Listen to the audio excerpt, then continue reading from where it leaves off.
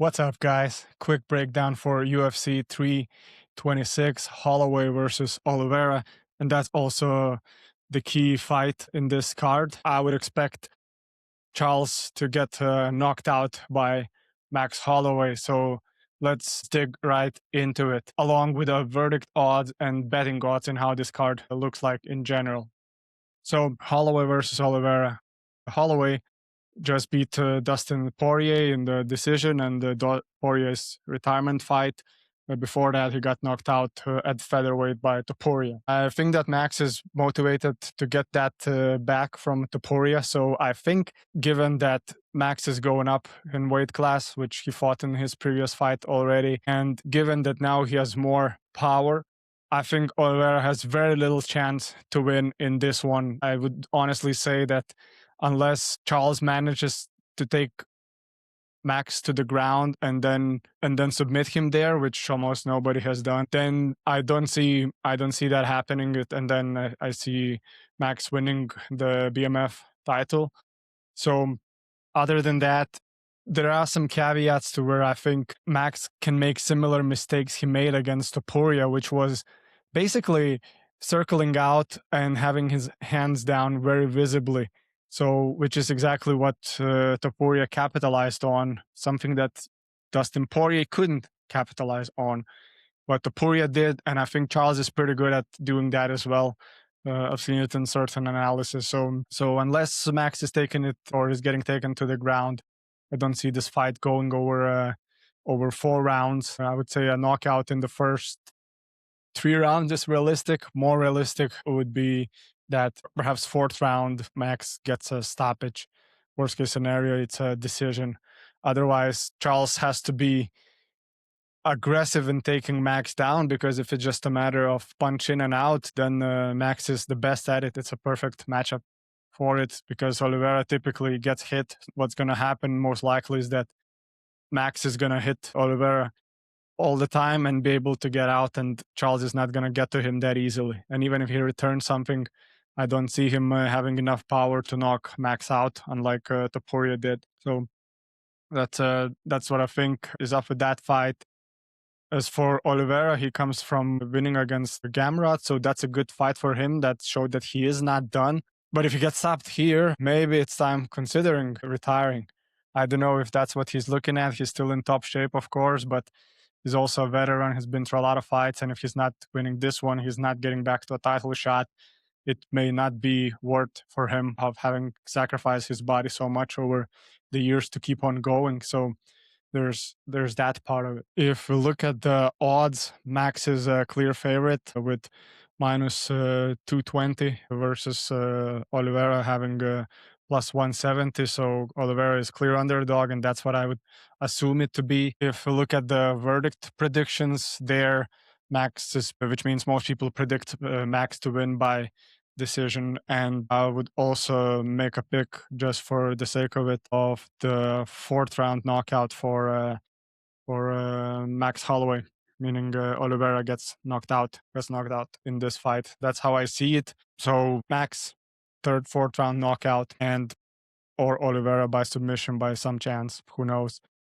If Max wins the fight, does he get a title shot? I think so. Right after Justin.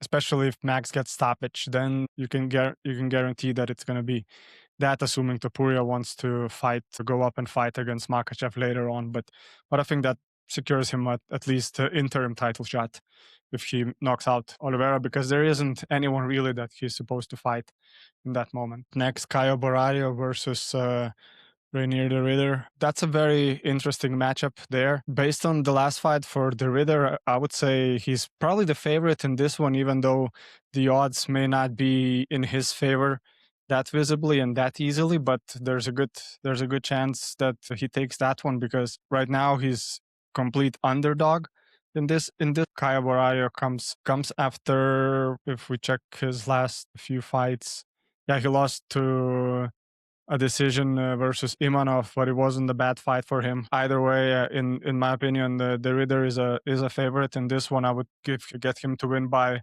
a decision, so that's for sure not a bad fight for him. I think in his previous fight, he was just too exhausted versus Brandon Allen, as he himself said he would have gotten beaten by anyone at that time. So I think it's a good bet to bet for him, good enough odds. And if we look at what most people in Verdict predict, they predict Borraio to win by decision. So I think that's good odds. I don't really agree with that, but good odds for De Ridder to win this fight. I think it's worth betting on him. Up next, Rob Font versus Raul Rojas Jr. Rob Font comes off a loss to Martinez, and to be honest, it's a all dog versus new dog fight, and also a recovery for Paul Rojas Jr. because even though he won his last three now, they weren't against big names or anything. So that's another way for Paul Rojas Jr. to go up in competition and perhaps get ranked, because he failed that last time he tried that. But now it could be his fourth win, so he might get ranked again. Then another interesting fight, just for old school fans, Drew Dober versus Michael Johnson. Drew Dober, a knockout expert. He's been knocking people out in most of his fights, or he himself gets stopped. So for now, he won his previous one against Propelec, but he lost to Torres and he got knocked out by Silva and Torres. So I think that's a recovery fight for Drew Dober. As for Michael Johnson, he's put up a good win streak as well as of late. So he won 3 in a row, and the last one was against Huber, who also lost his previous last fight. So you can't say it was that impressive, because Huber is on a streak down for whatever reasons. And they both, I would say, they both are at the end of their careers. 37 years old, Drew Dober. Michael Johnson is 39. So it's two veterans fighting it out. It's a fun fight. It doesn't really matter who wins. They're both exciting fighters. They may stay for a fight or two, but I would also not be surprised if Michael Johnson gets knocked out and retires. Totally not surprising. Gregory Rodriguez versus Bruno Ferreira. That's a pretty good matchup. They both are similar in the rankings. They're both Brazilians.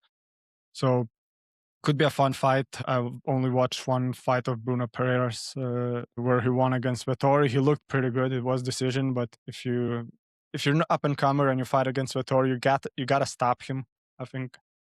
But again, he's ranked, so that's fair enough. And Gregory Rodriguez comes off from a win against Kopilov, which was a really good fight, actually. It was pretty close, but Rodriguez showed up better, and he knocked out previously Jack Hermanson, which was a bit unexpected after losing to Jared Cannonier. So pretty good fight in that as well. As for the notable fights and in the undercard, Cody Garbrandt versus Yao Long. I don't know the Chinese guy, but Cody can always win. And as for the rest, I see Ricky Turcios. He was in the Ultimate Fighter, and nothing more that's extremely interesting in that regard. So we're sticking to key points being if Max wins, does he get a title shot besides winning the BMF?